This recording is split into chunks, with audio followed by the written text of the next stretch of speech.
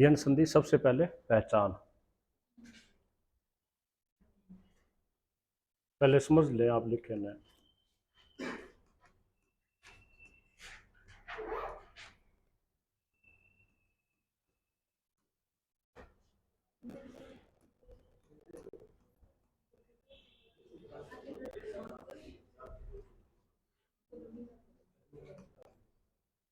क्या हो गया?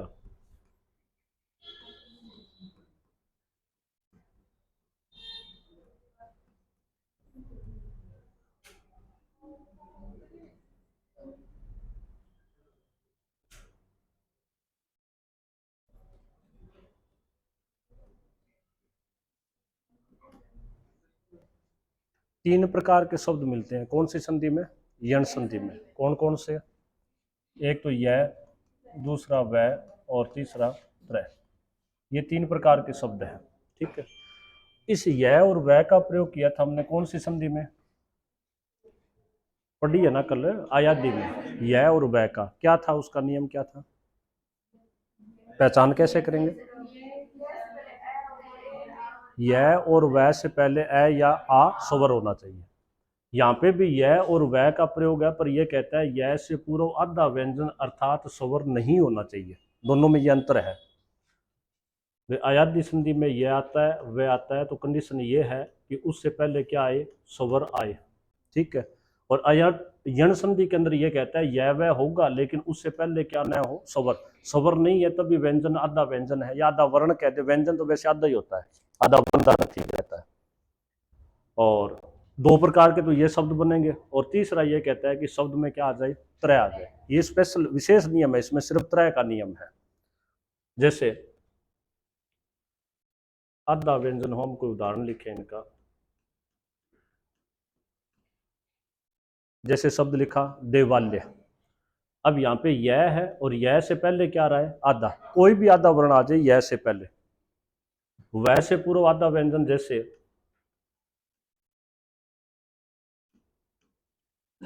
एक शब्द होता है स्वयंभू। अब यहाँ पे क्या आ रहा है? वह, और वह से पहले वाला क्या है? आधा। कोई भी वर्ण आधा आ जाए, वह से पहले आ जाए। और तीसरा ये कहता है कि शब्द में क्या आ जाए? त्रय। जैसे शब्द लिखा मात्रानंद। शब्द में क्या है? त्रय। इसमें थोड़े से एक शब्द है वो नए मिलते हैं, आम भाषा में हम कम प्रयोग करते हैं, ऐसे ज्यादा शब्द आते हैं इसके अंदर। ये तो हमें मिलेगा इतना, ऐसे तो पहचान करनी है। ये सिर्फ क्या पढ़ रहे हैं हम? इसकी पहचान। तो पहचान आपको यह वह शब्द में क्या आ गया? त्रय। पर ध्यान रखें इसके अंदर नियम वही लागू होगा, प्लस से पहले और बाद में शब्द क्या बने? सार्थक बने और शुद्ध बने। आयादी में कल पढ़ा था ना, कोई आवश्यकता नहीं है, सिर्फ पहचान हुई, शब्द का विच्छेद कर दिया। यहाँ पे पहचान होगी, फिर आगे नियम पढ़ेंगे, नियम के अनुसार विच्छेद करें, शब्द शुद्ध सार्थक बनता है तो यण संधि, नहीं बनता है तो नहीं है।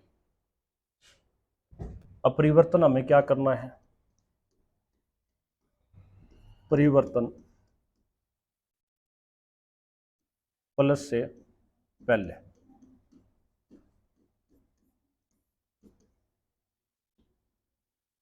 अगर यह से पूर्व आधा वर्ण है ना, यह से पूर्व जो आधा वर्ण है उसके अंदर आप ये करेंगे कि ई या ई स्वर मिलाकर पूरा कर दें।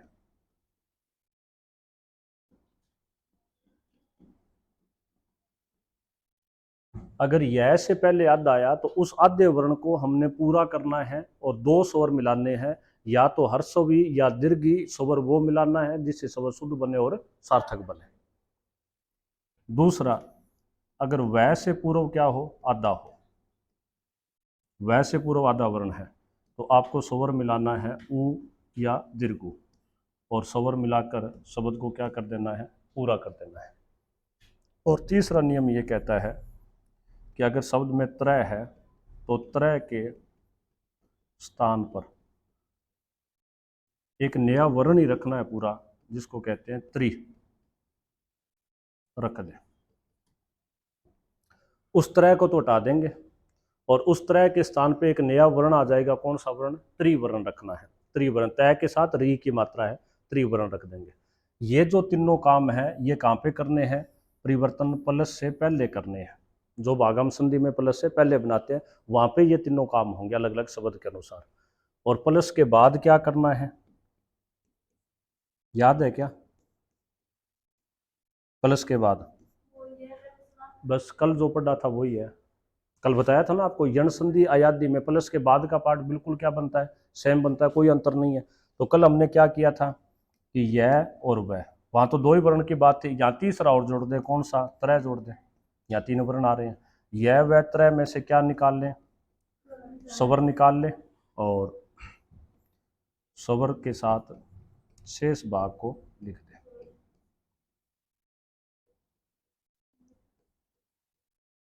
और यह वह त्रय शब्द में से समाप्त हो जाएंगे। जहाँ पे जैसे कल पढ़ा यह वह समाप्त हो गया, उसका स्वर निकाल के प्लस के बाद लिख दिया, बस सेम वही करना है यहाँ, यह वह त्रय में से स्वर निकाल के शेष भाग के साथ लिखना है, यह वह त्रय समाप्त हो जाएंगे।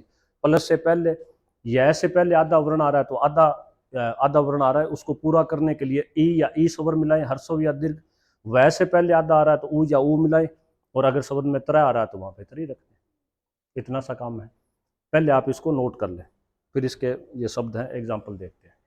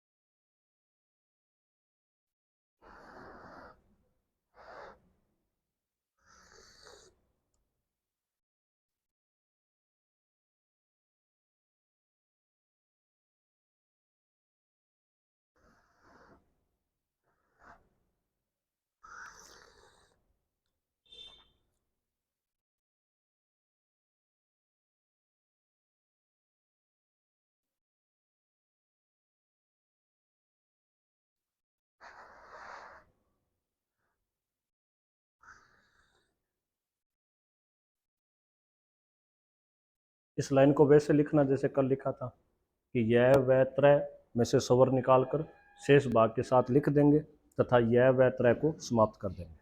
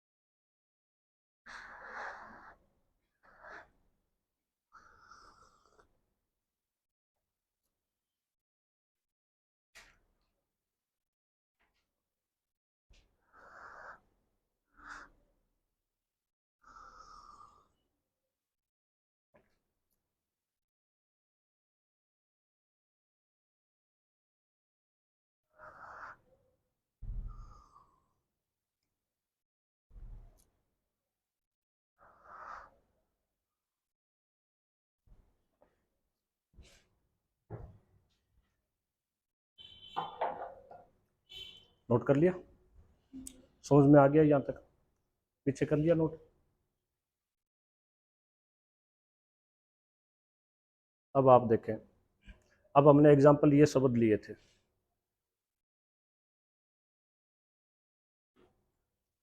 जैसे हमने शब्द लिखा देवालय, तो काम वही करें, इसके अंदर सबसे पहले प्लस के बाद वाला बना लें। तो यहाँ पे क्या आ रहा है, यह में स्वर क्या है, आ स्वर है, तो शब्द क्या बन गया, आल्य बन गया। अब पहले है, इसको एक बार वह को आप पूरा लिख लें, ठीक है, क्योंकि अब यह से पहले क्या आ रहा है, आधा वर्ण, तो कौन सा स्वर मिलाना है, ई या ई, दोनों में से एक, और वो मिलाना है जिससे शब्द क्या बन जाए, शुद्ध बने, सार्थक बने। तो देवी शब्द में कौन सा प्रयोग करते हैं, क्यों, दीर्घ क्यों लगाएं? क्योंकि शब्द क्या बनता है? स्त्रीलिंग। शुरुआत में नियम पढ़े थे ना दीर्घ संधि में, बस वही नियम लगाना। तो शब्द क्या बन गया? देवी प्लस आल्य। फिर एक शब्द लिखा हमने स्वयंभू। अब यहाँ पे वह है, वह से पहले क्या रहा है? आधा। तो वह में से स्वर निकाल लें। क्या स्वर है? अंबु। अंबु कहते हैं पानी को। और उससे पहले, अब वह से पहले आधा आए तो कौन सा स्वर मिलाएं? ऊ या ऊ स्वर मिलाएं। वो स्वर मिलाना है सब सार्थक बने। क्या मिलाएं? क्यों मिलाएं? हाँ, सरयू किसका पर्यायवाची है? नदी का। और नदी शब्द क्या? स्त्रीलिंग है। स्त्रीलिंग है तो स्वर क्या रखें? दीर्घ रखें। पुल्लिंग है तो हर्षव रखें। तो ये शब्द बन जाएगा सरयू प्लस अंबु। उसके बाद शब्द था, क्या शब्द था? मात्रानंद।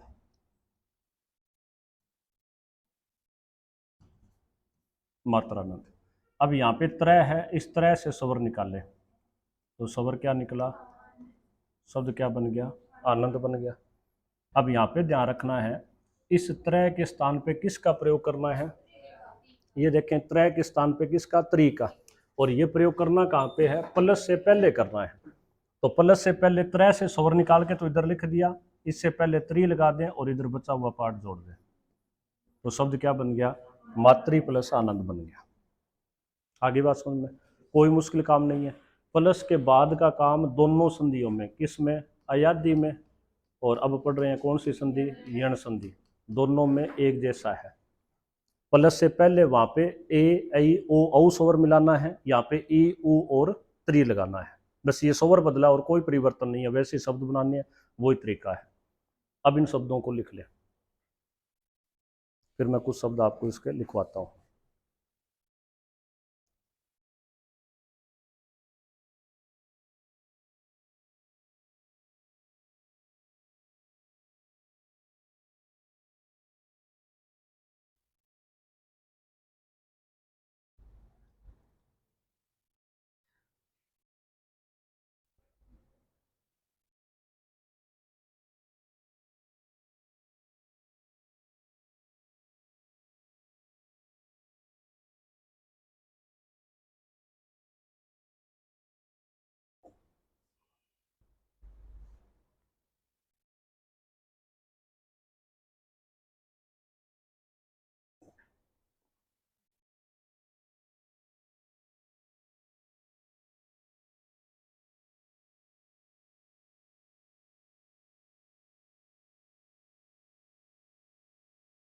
नोट कर लिया इनको?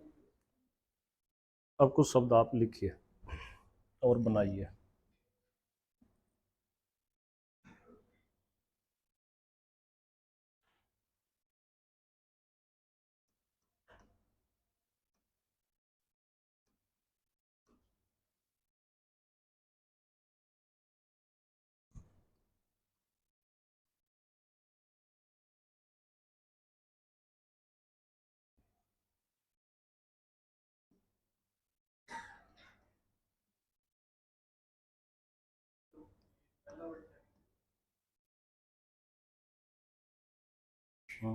आद्युपांत।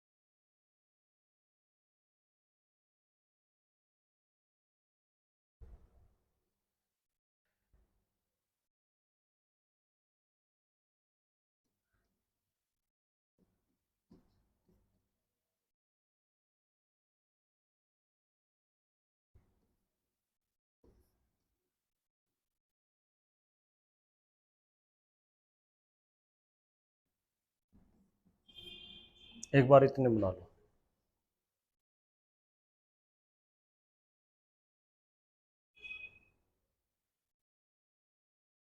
पहला अद्युपांत, फिर है नद्य अर्चना, फिर मनवंतर, लक्ष्य बक्षी, तन्वंगी, सख्यागमन, वधवागमन, फिर धनुवा करती, पितृपदेश, पित्राज्ञा, मातृच्छा, पित्रादेश, ओतर्थ और मातर्थ। त्रय वाले ज़्यादा महत्वपूर्ण है इसमें, त्रय वाले ज़्यादा आते हैं इसमें।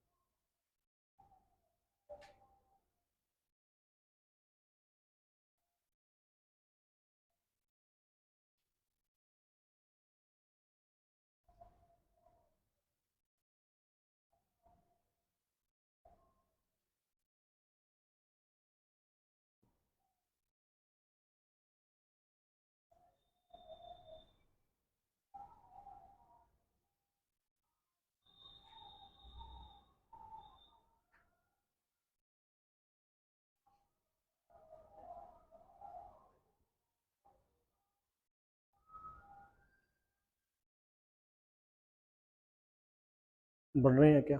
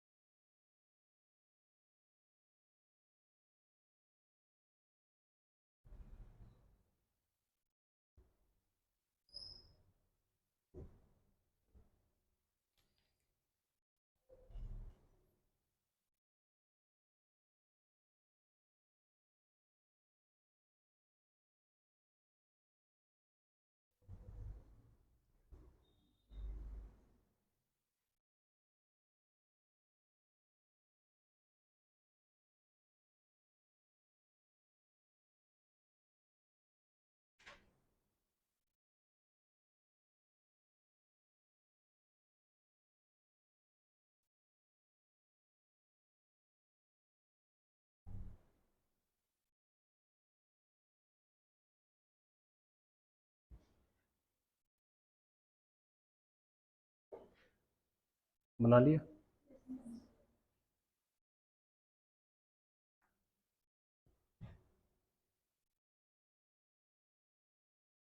देखें, आद्युपांत। अब ये शब्द, ऐसे कोई शब्द आए ना तो अलग अलग लिख लिया करो आप। अब ये द है, द के बाद में यू है, ये है आद्युपांत, बहुत बार आता है ये शब्द। अब यहाँ पे देखें, यह के अंदर क्या स्वर है? ऊ स्वर है, तो क्या बना दें? उपांत। और पहले आ और द, ई स्वर मिला दें, क्या बन गया? आदि प्लस उपांत। अब उपांत है, इसकी ओर संधि करो, बताओ क्या होगी? करो। हाँ, इस उपांत की संधि होती है क्या? पूछ रहे हो, बता रहे हो? दीर्घ संधि नहीं होती क्या? ये तो पूछ रहे हो, मैं पूछ रहा हूँ भी, आप बताओ। है?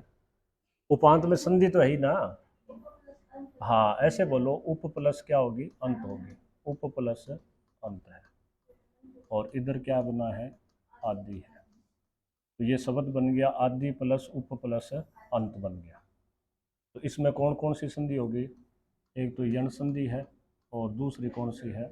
दीर्घ है। लिख लो इसको। कल जो शब्द लिखे थे ना दो दो संधियों वाले, उनके साथ लिख लेना, यहाँ भी इसका विच्छेद लिख लो।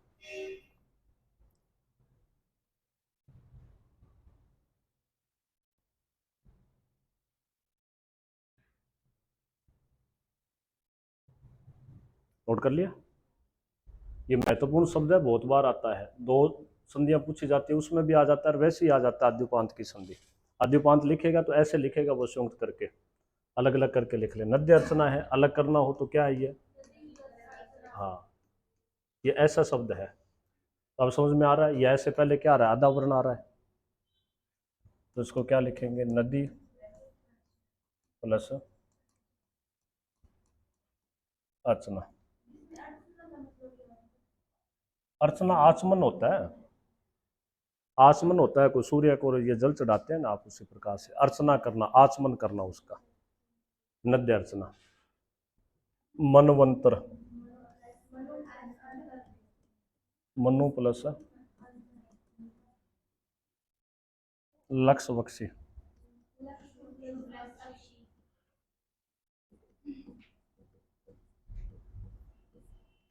तनवंगी,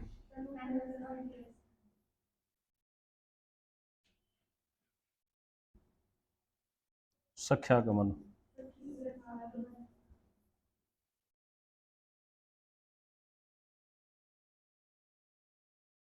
वधवागमन,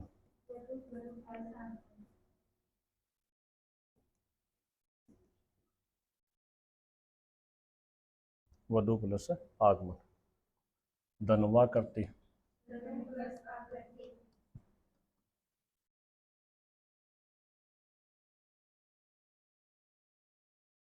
पितृपदेश, त्रय से बन जाएगा त्रि, और त्रय में ऊ स्वर है, क्या लिखेंगे, पित्राज्ञा, पितर नहीं पितृ प्लस आज्ञा, मातृच्छा, मातृ प्लस इच्छा, पित्रादेश,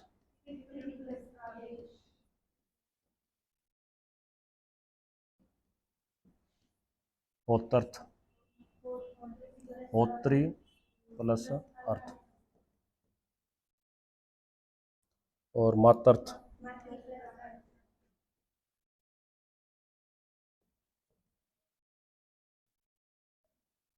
ऐसे विच्छेद करना है।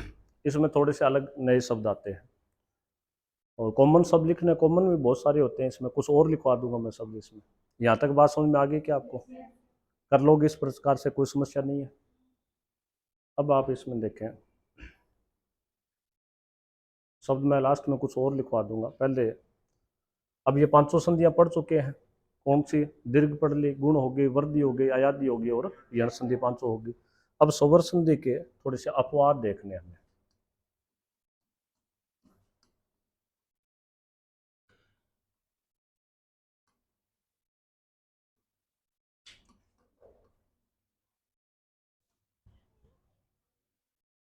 ये कई बार आ जाते हैं शब्द, तीन चार ही शब्द है, ज़्यादा नहीं है, पर महत्वपूर्ण शब्द है, पहले आप समझ लें फिर लिख लेना इनको। एक शब्द है प्रौढ़,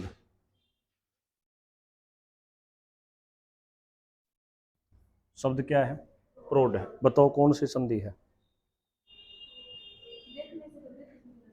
हैं? देखने में, अच्छा, देखने में अलग होती है संधि, और फिर उसको तोड़े तो अलग बनती है ना ये। हाँ ये, आप क्योंकि पहचान हम किससे करते हैं, मात्राओं से करते हैं, और मात्राओं से पहचान करें तो ये मात्रा किसकी है, दीर्घ की। अब मान लो इसको हम दीर्घ की मात्रा और दीर्घ के अनुसार इसका हम विच्छेद कर दें, करो विच्छेद। दीर्घ पढ़ चुके हम, आप सॉरी, आप भी बोल नहीं रहे हैं, वर्दी, दीर्घ नहीं, वर्दी। औ की मात्रा किस में आती है, वर्दी में आती है, वर्दी के अनुसार करो विच्छेद। बनाओ, कोई तो शब्द बनेगा ही, क्या बनाओगे, हाँ पर प्लस क्या लिखूं, पर प्लस ओड बनेगा,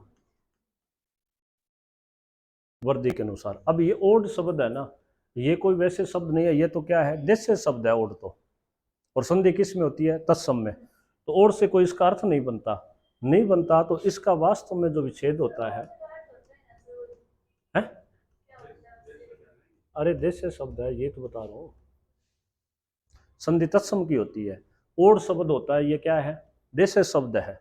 सही शब्द क्या बनाना चाहिए, पर प्लस उड्डा, और उडी बनाई, उड्डा भी ना बनाई, क्यों, प्रोडा शब्द नहीं है, प्रोडी है।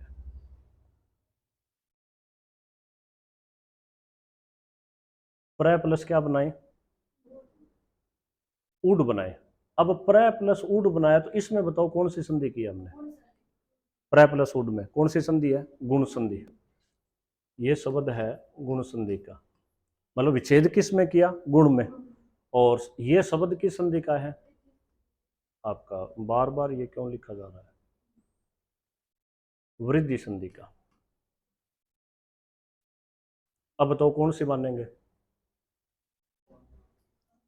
बात समझे कि नहीं भी। अब इसको प्रौढ़ शब्द है, इसको मैं ये कह दूं कि ये गुण का अपवाद है, ये किसका अपवाद है, गुण का अपवाद है। या मैं ये कह दूं कि ये वृद्धि का शब्द और गुण में होता है, तो ना तो ये गुण का अपवाद है और ना ये वृद्धि का है, ये है स्ववर संधि का अपवाद, एक दूसरे का अपवाद। अब अगर मैं ये कहता हूं कि ये वृद्धि संधि है मान लो, तो फिर विच्छेद गुण में क्यों हो रहा है। मैं इसको कह दूं ये गुण संधि है, तो फिर शब्द तो इसका वृद्धि संधि का है। तो मतलब ना तो ये वृद्धि संधि है, ना गुण संधि है, ना ये गुण का कोई अपवाद है। इधर से आप देखेंगे तो गुण का अपवाद है, क्यों, औ की मात्रा बन रही है, और इधर से आप देखेंगे तो गुण का अपवाद है, वृद्धि का नहीं है, इधर से वृद्धि का अपवाद है। तो इसको ना वृद्धि का अपवाद माने, ना गुण का माने, और किस संधि का माने, स्ववर संधि का, क्योंकि स्ववर संधि के नियमों का पालन इसके अंदर नहीं हो रहा। सेकंड ग्रेड का जो एग्जाम होता है उसके अंदर ये 3-4 बार पूछा जा चुका है, और ऐसे नहीं पूछेगा अपवाद कौन सा है, ऐसा कोई प्रश्न नहीं आएगा। इसमें ज्यादातर प्रश्न ऐसे आता है कि निम्न में से किस विकल्प में स्ववर आपके किस विकल्प में संधि के नियमों का पालन नहीं हुआ, बात समझे कि नहीं। 4 शब्द लिखेगा कोई, मान लो एक शब्द उसने लिख दिया सरयुर्मी, तो इसका वो विच्छेद करके देगा आपको, सरयू प्लस उर्मी। एक कोई शब्द लिख लिया, एक मान लो विद्यालय लिख दिया, इसका विच्छेद करके दे। ऐसे ही एक ऑप्शन में लिख देगा प्रौढ़, आगे लिखेगा प्र प्लस उड, ये लिख देगा। और फिर आपसे पूछेगा किस विकल्प में संधि के नियमों का पालन नहीं हुआ। संधि के नियम का मतलब ये तो सारे विच्छेद नियम के अनुसार दिखेंगे आपको, लेकिन यहाँ पे आप देखेंगे तो संधि का नियम तो अगर वृद्धि के अनुसार लगाएंगे तो इसका विच्छेद गुण में मिलेगा, और गुण से शब्द बनाएंगे तो शब्द वृद्धि का बनेगा। इसका मतलब कोई संधि का नियम इसके ऊपर नहीं लग रहा। बहुत कम चांस है कि वो आपसे ऐसे पूछे सोवर संधि का अपवाद, ज्यादातर इसको इस ढंग से पूछा जाएगा कि किस में संधि के नियमों का पालन नहीं हो रहा। प्रौढ़ शब्द बहुत बार आया हुआ है, एक तो इसको याद रखें। फिर वही बात है बाई चांस, और बाई चांस कल ही भूकंप आ जाए और हम सारे मर जाएं, तो फिर पेपर कौन देगा। हाँ, बाई चांस ये नहीं पूछा जाता, इसलिए तो मैं बार बार कह रहा हूँ वो आपसे नहीं पूछता कि ये किसका अपवाद है। अगर अपवाद पूछे तो आपको बताना है किस संधि का, सोवर का। भी आप कहीं नहीं, आप कहते हैं कि गुण संधि का, तो फिर शब्द वर्दी का क्यों है, और आप कहते हैं वर्दी का, तो विच्छेद गुण में क्यों रहा, किसका अपवाद बताएं। तो इसलिए दोनों संधियां कौन सी है, ये सोवर है, इसलिए इनको बोला जाता है सोवर संधि। अब कई अगर आप किताबों से पढ़ेंगे ना, तो इस शब्द को वो दोनों जगह लिख देगा, वृद्धि में भी लिखेगा और गुण में भी लिखेगा। वृद्धि में लिखेगा तो ऐसे लिखेगा, और फिर गुण में भी छेद करके ब्रैकेट में लिख देगा अपवाद है, और गुण में लिखेगा तो ऐसे सब ये लिख के और फिर ये शब्द बनाएगा और फिर आगे लिख देगा गुण का अपवाद है। नहीं, ना वृद्धि का ना गुण का, ये स्वर संधि का क्या है, अपवाद है। ऐसे 2-3 शब्द है। एक शब्द है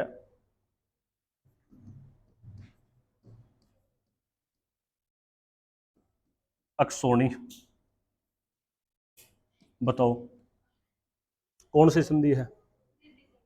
नियम के अनुसार देखें, मात्राओं से देखें तो वृद्धि संधि बनती है, पर नहीं बनानी, विच्छेद ये करना है आपको, अक्ष प्लस ओहिणी, अक्ष प्लस ओहिणी। अब ए प्लस ओ में विच्छेद हो रहा है, और ए प्लस ओ में होता है तो कौन सी संधि है, ये तो विच्छेद तो गुण में, बस सेम वही नियम है ऊपर वाला, वर्दी और गुण बन रहा है, तो ये किस संधि का अपवाद है, क्या होता है अक्षोणी। हाँ, अक्षोणी जैसे आप वो पढ़ते हैं ना उसके अंदर, रामायण वगैरह के अंदर भी अक्षोणी सेना थी। हाँ, तो कितनी होती है ये, कितनी, 2.5 लाख कैसे गिनी आपने।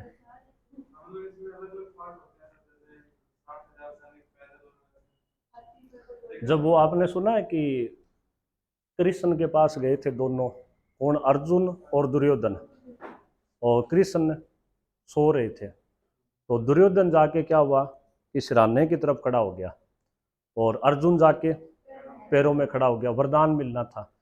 तो कृष्ण ने जैसे ही आंख खोली तो पहले सामने कौन दिखा, अर्जुन। तो दुर्योधन इसके लिए गया था, अक्षौणी सेना के लिए। भी दुर्योधन को नारायणी सेना बोल देते हैं इसको, अक्षौणी सेना सही सब तो अक्षौणी है ये, अक्षौणी सेना के लिए गया था दुर्योधन। तो कृष्ण ने कहा भी जो पहले जिसके ऊपर मेरी नजर पड़ी है पहले वरदान उसको आकर। तो उस दुर्योधन को ये लगा कि वो तो अक्षौणी सेना तो ये मांग लेगा और मैं पीछे रह जाऊंगा, तो वो कृष्ण से वहां थोड़ी बहस भी करता है, भी नहीं पहले मैं आया। तो कृष्ण कहता है भले ही पहले आयो, आप कहाँ खड़े हो, मेरे सर की तरफ खड़े हो, मुझे दिखाई नहीं दे, मुझे तो पहले अर्जुन दिखा है। तो ये असली भावार्थ तो इसका है भी व्यक्ति में अगर हम मांगने के लिए किसी जा रहे हैं तो फिर वो अहंकार नहीं होना चाहिए। भी आप सिर की तरफ नहीं कर सकते, पैरों की तरफ, चाहे आप भगवान से मांगे चाहे आप ईश्वर से मांगे, तो उस मर्यादा के अंदर। तो पर अर्जुन ने तो क्या मांग लिया, कृष्ण को ही मांग लिया, मुझे तो आपका साथ चाहिए, आप मेरी मदद करें। और दुर्योधन बड़ा खुश हो गया, भी जो असली चीज थी ये तो इसने मांगी नहीं, और क्या मांग लिया, कृष्ण को। और मैं किसको मांगता हूँ, अक्षौणी सेना। अक्षौणी सेना का मतलब क्या होता है, एक शब्द प्रयोग करते हैं अपने, क्षितिज। क्षितिज किसको कहते हैं, क्षितिज आप मान लो खाली मैदान में खड़े हो जाए ना, और जहाँ पे धरती और आसमान मिलते हुए दिखाई देते हैं। अब कई बार लंबी नजर डालें, खाली जगह हो तो एक जगह ऐसे लगता है भी आसमान नीचे झुक गया और धरती और आसमान मिल रहे हैं, उसको हिंदी में बोलते हैं क्षितिज, उस जगह को क्षितिज बोलते हैं। अब जहाँ से आप खड़े हैं और जहाँ से ये क्षितिज मिल रहा है, धरती और आसमान मिल रहे हैं, वहां तक सेना ही सेना दिखाई दे तो उस सेना को कहते हैं एक अक्षौणी, उसको क्या बोलते हैं, एक अक्षौणी। और ऐसी दुर्योधन के पास 18 अक्षौणी सेना थी। कितनी थी, 18। 18 दिन युद्ध नहीं चला था क्या महाभारत का, बस 18 अक्षौणी सेना थी। है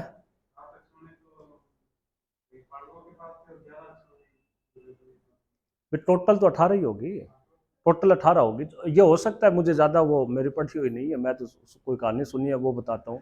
भी 18 अक्षौणी सेना, क्यों, युद्ध कितने दिन चला, 18 दिन। चलो पांडवों के पास थी तो अक्षौणी सेना ही वो। तो अक्षौणी सेना आप देखें इतनी लंबी चौड़ी सेना होती है कि जहां आप खड़े हैं वहां से आपको जहां तक आपकी नजर जाती है वहां तक आपको सेना ही सेना दिखाई दे, वो एक अक्षौणी है।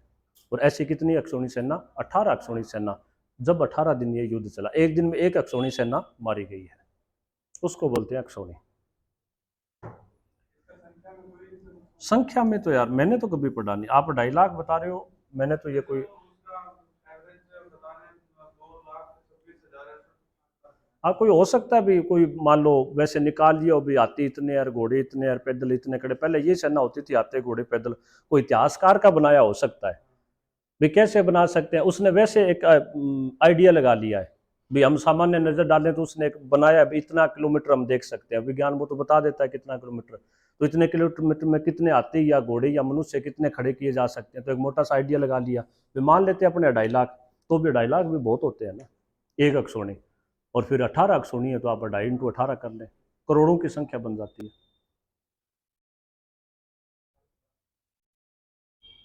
चलो, सवेरिणी,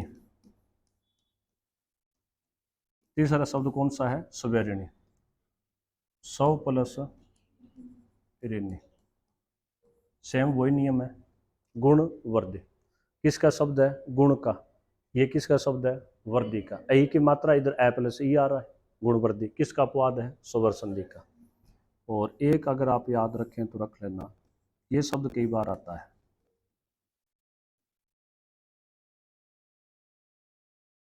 विश्वामित्र। अब इस शब्द में दिक्कत कुछ नहीं है, दिक्कत थोड़ी सी ये आती है कि इसका विच्छेद हो जाता है, विच्छेद करें, विश्व प्लस मित्र। अब ये सही है क्या विच्छेद, बताओ। हुँ?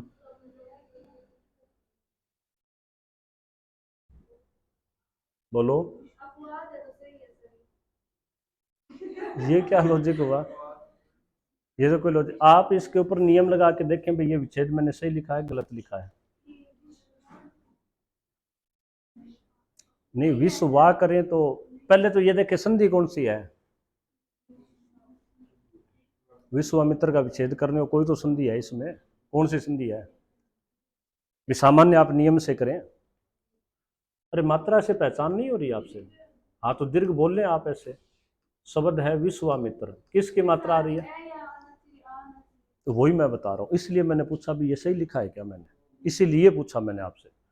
यहाँ पे आ स्वर है, इससे इसके अनुसार करें तो ये बनता है विश्व प्लस अमित्र।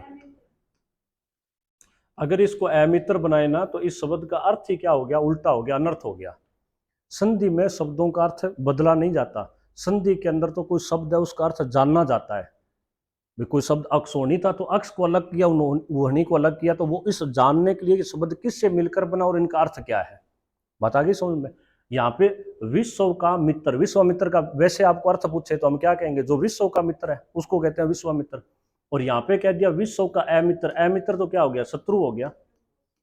तो इस शब्द का अर्थ ही क्या हो गया, अनर्थ हो गया, उल्टा हो गया। इसलिए विश्व प्लस अमित्र इसमें नहीं माना जाता, इसका विच्छेद सीधा ही लिखा जाता है विश्व प्लस मित्र। इस कारण से ये स्वर संधि का क्या है, अपवाद है।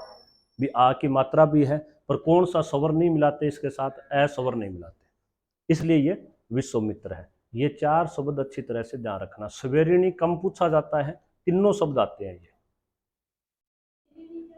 है? ये तो स्वर से कोई संबंधित है। अब इरिणी का अलग से अर्थ तो कोई डिक्शनरी में देगा, मुझे पता नहीं है क्या है इसका अलग से अर्थ। ये स्वर तंत्र से संबंधित है स्वेरिणी शब्द तो। इन चारों को आप अच्छी तरह से ध्यान रखें, बहुत महत्वपूर्ण है। प्रौढ़ शब्द, अक्षोणी शब्द और विश्वामित्र, तीन ज्यादा आते हैं, लिख लो। और लिखोगे स्वर संधि के अपवाद।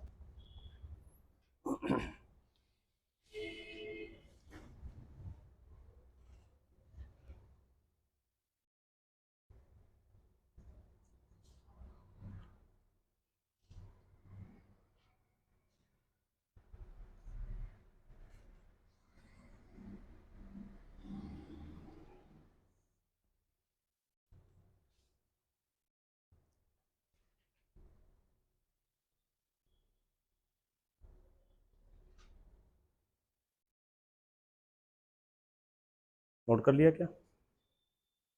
इधर आगे पीछे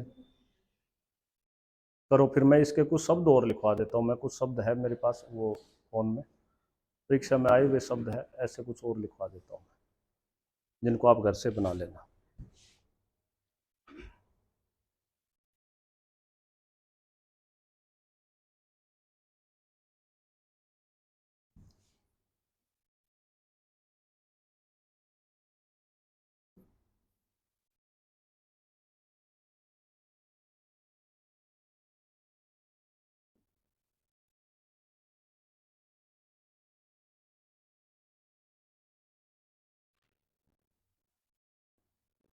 ये शब्द बहुत बार आया हुआ है, समवंश शब्द। ये जो मैं लिखवा रहा हूँ ये लगभग आए हुए शब्द है।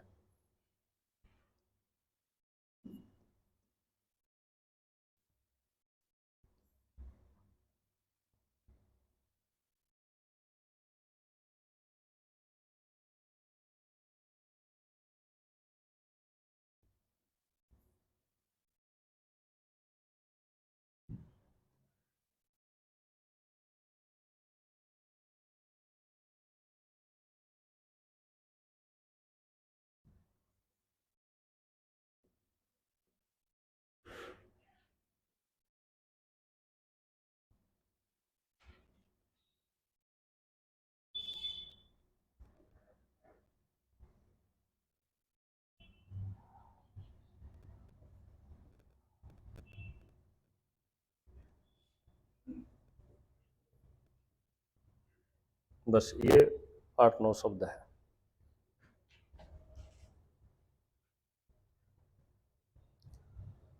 और इसमें और सामान्य शब्द, ये तो ज्यादा पूछे जाने वाले सामान्य शब्द तो आप फिर कितने लिख लें। जो आपको याद होगा कि हमने यण संधि से परिवर्तित उपसर्ग पढ़े थे, वि परि अधि अति प्रतिनि, उसमें जितने शब्द लिखे हैं सारे इसमें आएंगे। कुछ शब्द मैं लिख देता हूँ, अगर आप बनाएं तो उनको बना लेना।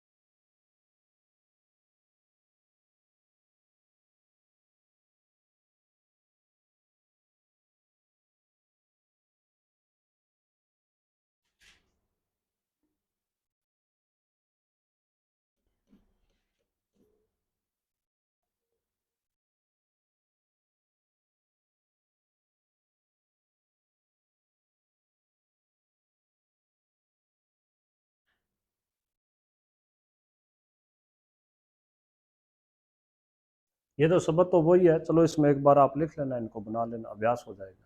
कौन से? यण संधि से। अब इनमें सब में आप प्लस से पहले निकालेंगे वो सारा उपसर्ग बचेगा। ये लिखे थे ना शब्द, वही शब्द है।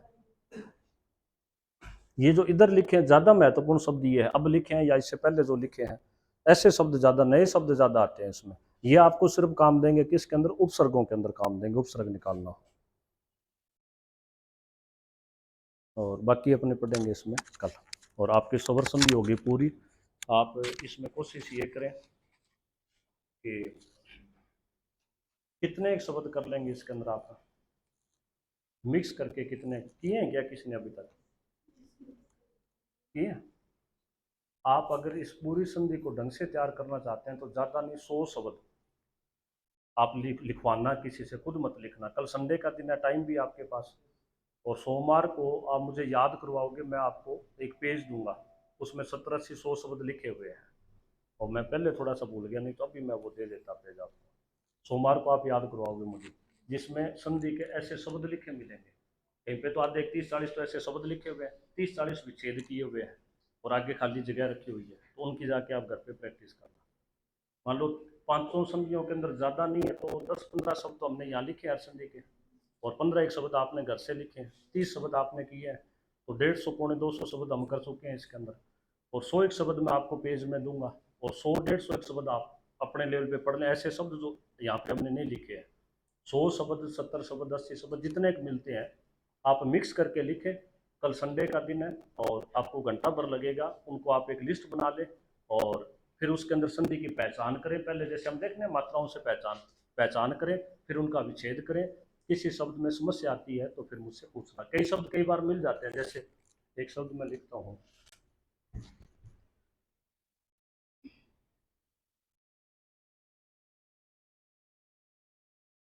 इसका विच्छेद